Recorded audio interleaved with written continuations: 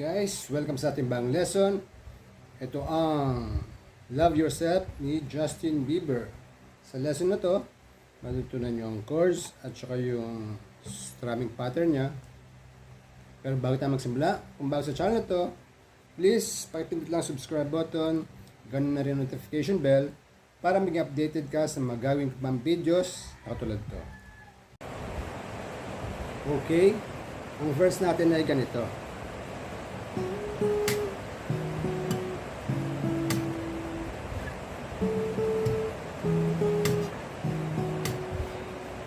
Hahatiin natin siya sa dalawa. Ito yung unang bahagi. Okay? So nagsimula tayo sa second strings, 7th fret, hammer 9, tapos second strings ulit, tapos top.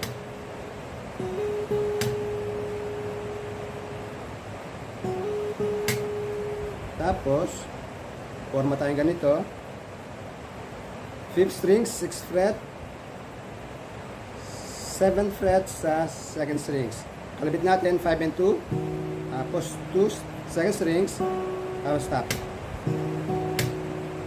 Tapos bababa natin siya ng ganitong shape, bababa natin ng 2 fret. Tapos ganun pa rin kalabit, 5 and second strings, na second, tapos top. Okay? Bale. Pagbinuo natin yung unang bahagi ng ating verse.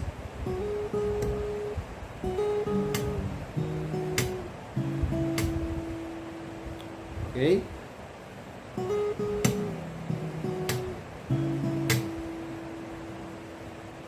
Yung ganyang ganyang forma, ililagay natin sa 9th fret.